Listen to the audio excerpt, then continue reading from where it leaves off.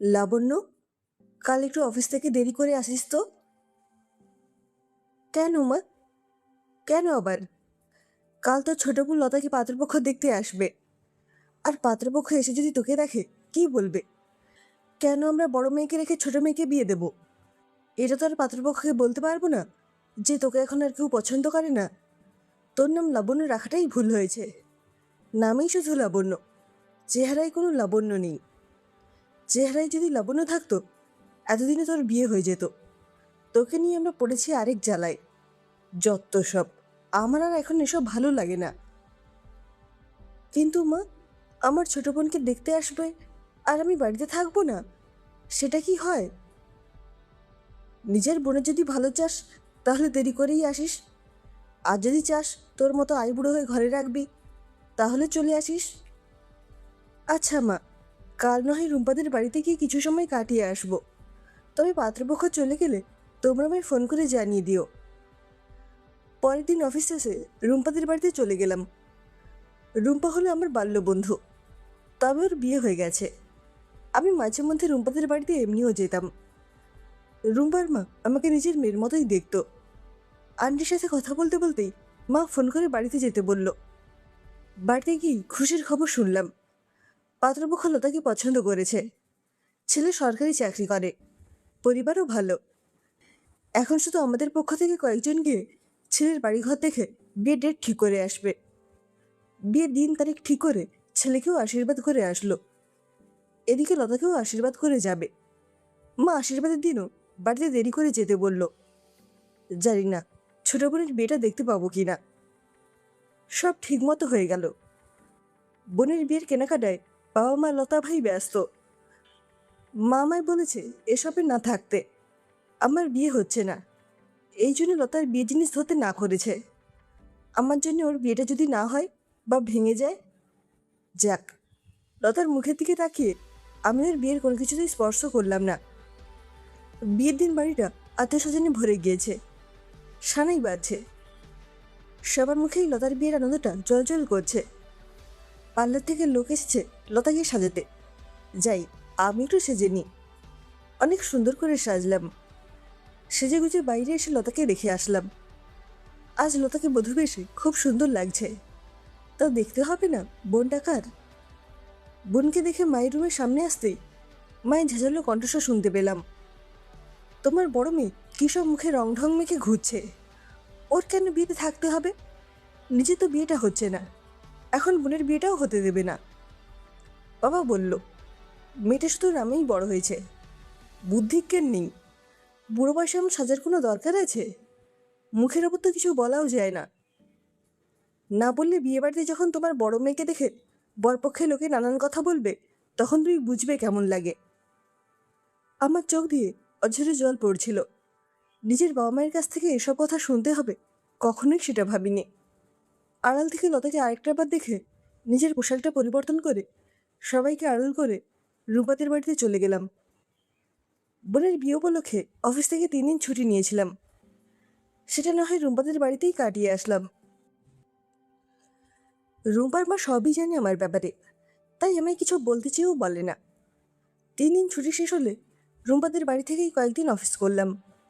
পরে মা ফোন করে যখন বাড়ি যেতে বলল, তখনই বাড়ি গেলাম। এভাবে আর এখানে থাকা সম্ভব না। আমিও তো একটা মানুষ, তাই ট্রান্সফারের আবেদনটা করে ফেললাম। ওরা সুখে থাকুক। এই কয়েকদিন চোখ মুখ বন্ধ করে ওদের সব কথা সহ্য করে নেব। ছোট বোনটা বিয়ের পর একটা দিনও আমায় ফোন করেনি, অথচ আমি না থাকলে ওর পড়াটাই বন্ধ হয়ে যেত। আমি লাবণ্য, আমরা 2 বোন 1 ভাই। ভাই সবার ছোট। বাবা একটা ছোটোখাটো বেসরকারি চাকরি করত, আর এই চাকরির বেতনে আমাদের টেনে সংসার চলত। কিন্তু ধীরে ধীরে আমরাও বড় হতে থাকি, আর সংসারের খরচও বাড়তে থাকে। আমাদের 3 জনের পড়াশোনা চালিয়ে যাওয়া সম্ভব হচ্ছিল না। পরে আমি বাড়ি বাড়ি গিয়ে টিউশনি শুরু করি, তাতেও কাজ হচ্ছিল না।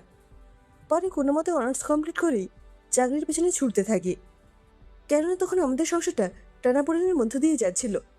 আমি চাকরি না করলে তখন ছোট বোন আর ছোট ভাইটার পড়াশোনা বন্ধ হয়ে যেত। বাবা তখন আর সব দিক সামাল দিতে পারত না, দিনরাত পড়তে থাকে। অবশেষে আমার প্রাইভেট ব্যাংকে চাকরি হয়। বেতনও ভালো ছিল। চাকরি হওয়ার পর সংসারের বেশিরভাগ খরচই আমি দিতে থাকি। তখন আমার ভালো ভালো ঘর থেকে বিয়ের প্রপোজাল আসতো, কিন্তু আমি বাবা মাকে বিয়ের জন্য না করে দিই। কেননা তখন বিয়ে করলে আমার পরিবারকে আমি সাপোর্ট করতে পারতাম না। ভাইকে প্রাইভেটে ইঞ্জিনিয়ারিং পড়াই। ছোট বোনের ইচ্ছে ছিল ফ্যাশন ডিজাইনিং পড়ার, সেটাও আমি নিজে খরচে পড়াই। বাবা মাকে তাদের প্রয়োজনীয় সব কিছু আমিই কিনে দিতাম। আমার ইনকামের টাকা দিয়ে মাকে কানের দুল, সোনার চেন কিনে দিই। বাবার একটা স্কুটির শখ ছিল, সেটাও আমি কিনে দিই, যেন প্রতিদিন বাসে করে অফিস যেতে না হয়।